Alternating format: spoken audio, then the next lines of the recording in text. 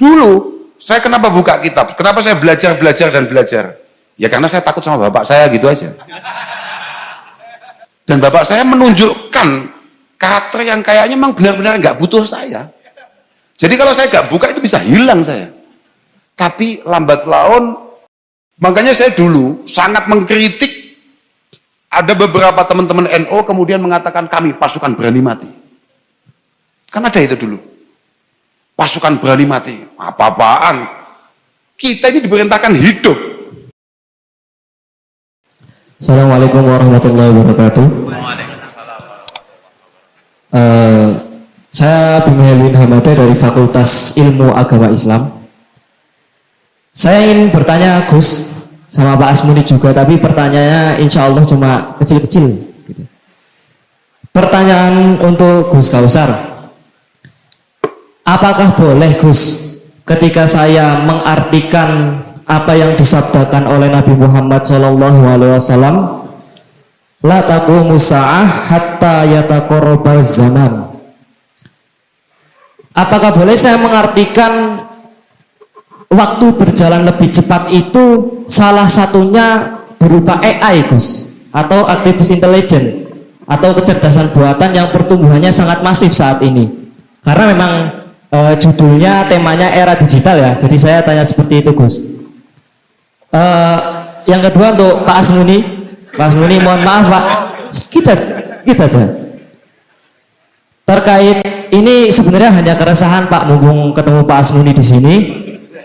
Kenapa di FIAI itu seringkali sebelum salam itu ngomong dulu kepada yang terhormat A, B, C, sedangkan Nabi sendiri dalam hadis sahih mengatakan assalamu qoblal kalam, salam dulu baru ngomong. Oke, mungkin itu saja dari saya. Terima kasih. Wassalamualaikum warahmatullahi wabarakatuh. Assalamualaikum warahmatullahi wabarakatuh. Hatta tataqarraba az-zaman, hatta tataqarraba az-zaman. Terus kemudian dia tanya, apakah kemudian keberadaan AI atau apapun lah yang ada yang berbasis teknologi hari ini itu bisa diartikan seperti itu. Walhasil begini Bang. Coba sama lihat itu. Seingat saya, para syurahil hadis ketika nafsiri dawuh Rasulullah taqarrubiz zaman, itu seingat saya itu ada istilah qillatil barakah fis sa'i. Ada berkurangnya keberkahan dalam upaya kita. Ada satu hal yang sangat, kan mohon maaf itu taqarrubiz zaman itu seingat saya nggak sendirian ya. Ada taqarrubiz zaman, kemudian ada syuhun muta' dan lain sebagainya untuk menunjukkan bahwa ini memang zaman sudah akhir. Tapi untuk kata-kata taqarrubiz zaman itu seingat saya artinya adalah ketika keberkahan hidup ini mulai dicabut oleh Allah Subhanahu wa taala. Prakteknya bagaimana itu tidak menjadi penting. Tapi yang perlu kita ketahui untuk kemudian kita menghindari itu adalah bagaimana keberkahan itu kok bisa hilang pelan-pelan dari diri kita.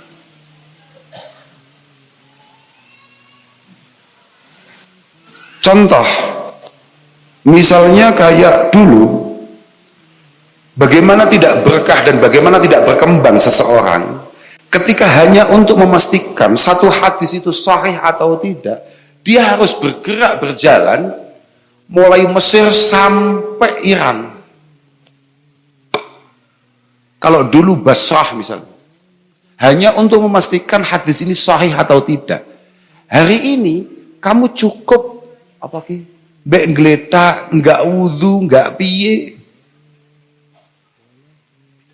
Santai mbek jigang, tangane sengkiwa nyekel rokok.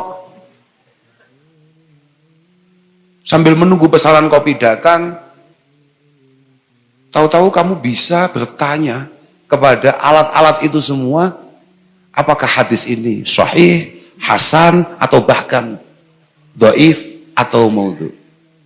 Artinya Mas, kecepatan masa itu artinya bisa apa-apa. Tapi yang disepakati oleh para ulama seingat saya adalah Kecepatan zaman itu diartikan dengan ketika kita menganggap bahwa hari per hari kehidupan kita itu kayak tanpa arti. Dari Jumat ke Jumat, dari minggu ke minggu, dari satu bulan ke bulan yang lain, dari satu ulang tahun ke ulang tahun yang lain, itu kok ya gitu-gitu aja gitu. Tidak ada satu pemantik untuk kemudian membuat kita menjadi pribadi yang lebih baik atau bahkan lebih dekat dengan Allah Subhanahu wa taala. Nah, itu qillatil barakah fil sa'i, artinya ya fil hayah lah, katakan begitu. Kira-kira begitu. Itu bisa berupa AI, bisa berupa apapun. Yang sebetulnya jauh lebih penting untuk kita ketahui adalah dari mana awalnya itu semua. Kok bisa keberkahan itu tahu-tahu hilang? Di antara keberkahan hilang adalah terlalu gampangnya kita meninggalkan apa yang diwajibkan, difardukan oleh Allah Subhanahu wa taala. Mohon maaf nih. Kayak tadi saya ngasih contoh konser ya. Sama nggak tanya, kalau misalnya ada artis luar negeri datang ke sini, siapa misalnya yang top gitu, siapa datang ke sini, sama sudah beli beberapa bulan yang lalu tiketnya, ketika nyampe hari yang ditentukan kemudian kamu berangkat, tahu-tahu macet habis-habisan, hujan super deras, gagal lah katakan begitu. Apakah kemudian kita memiliki satu penyesalan yang sama ketika tahu-tahu kita nggak sempat Jumatan? Itu contoh saja. Artinya itu hanya sebuah perbandingan saja di antara penyebab hilangnya keberkahan dalam perjalanan hidup kita. Assalamualaikum warahmatullahi wabarakatuh. Waalaikumsalam. Nama saya Rahmatul Muna dari mahasiswa MIAI. Izin bertanya, Gus. Ketika kita sekarang kan di era digital, nggih. Mungkin keresahan saya di dunia pendidikan itu kan murid-murid itu kan untuk kemampuan untuk menuntut ilmu kan semakin berkurang. Nah, mungkin di situ bagaimana sikap kita untuk mengembangkan hal itu, karena tadi Gus kau bilang bahwa kita itu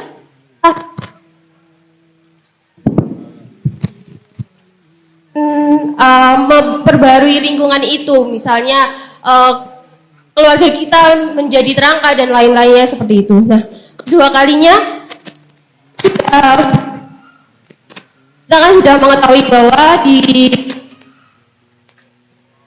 dasi ilmu kan kita sebagai pendidik harus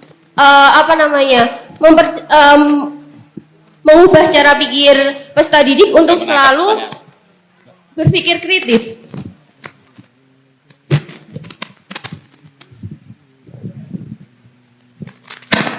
Di situ apakah harus kita lakukan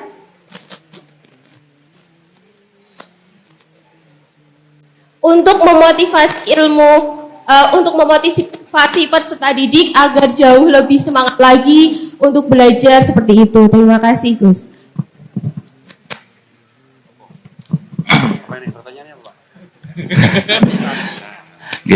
Mungkin yang terakhir di era perkembangan digital ini, Gus, apa-apa langkah yang paling strategis untuk kemudian kita bisa membangkitkan motivasi untuk peserta didik? Karena kebetulan yang bertanya guru di Madrasah Ibtidaiyah dan sekarang nembe kuliah di Pascasarjana. Oke, yang mbaknya tadi mohon maaf saya nggak ngerti saya. Apa tadi mbaknya tadi? Aku dewe gak punya motivasi yo. Aku dewe lo gak punya motivasi untuk hidup saya sendiri. Hanya saja masing-masing dari kita bertanggung jawab akan kehidupan kita sendiri-sendiri. Semua hal yang kita lakukan hari ini pasti akan ada dampak pertanggungjawabannya di kemudian hari. Ketika kita pengen nyaman, pangeran kan enak pangeran itu kan wis dawuh, saya tidak akan kasih kamu kenyamanan 2 kali dan juga saya tidak akan pernah kasih kamu kesulitan 2 kali. Artinya ketika kamu dibuat super nyaman, jauh dari Allah Subhanahu wa taala di dunia, kamu pasti akan dibuat super susah untuk kemudian selamat, bahagia, nyaman di hadapan Allah Subhanahu wa taala. Sama saja ketika kamu masih berjuang, masih kuliah, kamu super nyaman, maka akan sangat sulit kecuali awakmu jek duwe dzurriyyah Fir'aun untuk kemudian merasakan kenyamanan-kenyamanan apa yang kamu cita-citakan hari ini. Kira-kira begitu. Saya nggak ngerti detail pertanyaan jenengan tadi, tapi yang saya tangkap dari bagaimana cara memotivasi, nggak duwe, saya nggak punya motivasi. Kenapa saya buka kitab misalnya? Dulu, saya kenapa buka kitab? Kenapa saya belajar dan belajar? Ya karena saya takut sama bapak saya, gitu aja.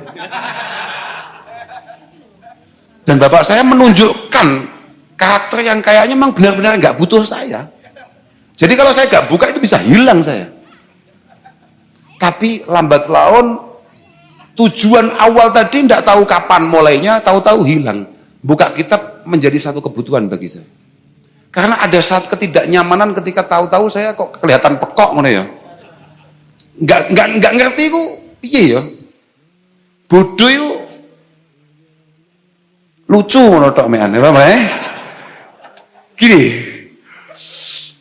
Di tongkrongan sing pinter telu, sing goblok sitok. Coba bayangkan kalau kamu berada di yang satu tadi itu. Nasibnya kayak apa tuh? Kon es teh, pesen. Wangger opo sing keliru di ruangan itu? Mesti kuwi. Aku mek ngindari ngono-ngono kuwi tok kan, asli deh. Paham enggak? Menghindari yang paling tidak punya solusi. Dan orang bodoh itu sama dengan rata-rata sebentar lagi pasti dia akan melakukan satu kesalahan. Iya kalau kesalahan merugikan dirinya. Orang bodoh itu paling bahaya adalah kemudian melakukan satu kesalahan yang kira-kira bisa merugikan orang lain. Mohon maaf ya, ini terakhir ini untuk mbaknya yang mulang madrasah. Moga-moga diterima amalnya. Ya mulang madrasah loh Pak, top itu ngawur ya. Ini harus kita doakan itu moga-moga istiqomah ya. Aku mau cerita apa ya sampai lali aku. Bahwa al-ilmu, keilmuan, kecakapan sampean, kemampuan sampean untuk berbeda dari orang lain karena pengetahuan, itu adalah hayatul qalbi wa miftahul basair minadz zulmi. Yang tadi dikatakan Pak Asmuni minal abtar ilal kausar. Tadi setengah umis lali we. Gitu Pak, jenengan dawuh tuh ya, minal abtar ilal kausar. Boten lali kula. Oke ya. Bahwa kecakapan itu adalah hayatul qalbi. Kemampuan yang membuat kita tenang dalam situasi apapun, bahkan ketika kita sendirian. Bahkan ketika kita mohon maaf lagi di bawah, kecerdasan kita, pengetahuan kita, pengalaman kita lah yang akan menuntun kita menuju tempat, menuju jalan keluar dari semua permasalahan kita. Tidak hanya itu, memang dikatakan oleh Imam Nawawi bahwa orang itu kalau punya pembeda dari sisi pengetahuan itu pasti kayak tadi yang didawuhkan oleh Pak Dekan yang sebentar lagi mau menjawab pertanyaan terakhirnya masnya tadi itu, bahwa sahibul ilmi itu memang punya bawaan mubajjalun wa mukarramun. Kamu sedikit bisa apa begitu, pasti kamu akan menjadi pembeda dan kemudian diangkat oleh teman-temanmu, oleh lingkunganmu. Oh no, mana kamu cek kowah, sementing urep nek gak jelas, itu masalah. Lo tenan. Makanya saya dulu sangat mengkritik ada beberapa teman-teman NU kemudian mengatakan kami pasukan berani mati. Kan ada itu dulu. Pasukan berani mati, apa-apaan? Kita ini diperintahkan hidup. Bermanfaat, berkarya.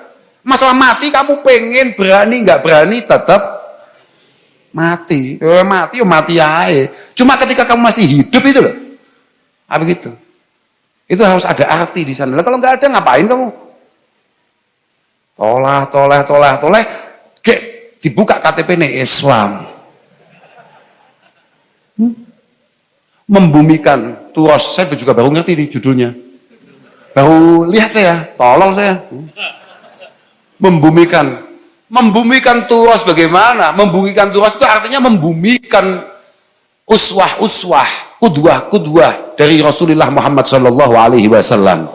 Bagaimana mungkin ada orang Muslim kemudian mampu membuat Islam menarik kalau kemudian mek kelelar, plongo, gak lulus sekolah, wis sekian tahun gak lulus panggah neng kono, kayak alasannya panggah. Kula niku termasuk Pak, alladzina qalu rabbunallah tsumastaqamu, dengan alasan konsisten dan istiqomah gak lulus tolol panjenengane. Muslim model apa kayak gitu itu? Nggak ada. Rasulullah nggak gitu. Rasulullah itu belum apa-apa. Itu harapannya sudah luar biasa. Rasulullah belum mampu menguasai Makkah yang hanya segitu saja. Rasulullah itu udah di depan banyak orang sudah pidato, saya akan kuasai Romawi. Mekah belum selesai, beliau sudah bercita-cita menguasai Rum. Saya akan kuasai Persia.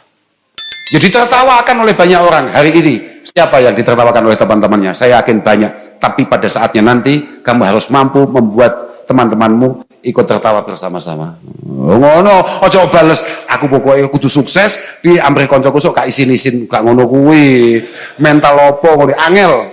Wallahu fi aunil abdi, maka nal abdu fi auni akhihi. Selama mental kita adalah untuk banyak orang, maka Allah akan banyak waktu untuk kamu. Ngono, mesti kuwi. Nyapa sebabnya para kiai-kiai hidupnya agak sedikit lebih mudah karena dari awal apa yang ia pelajari memang untuk dirinya dan banyak orang. Apa yang ia perjuangkan bukan hanya untuk dirinya tapi untuk banyak orang. Coba lihat para pejuang kita. Itulah yang membuat pada akhirnya beliau-beliau mendapatkan kemudahan dari Allah Subhanahu wa taala. Mboten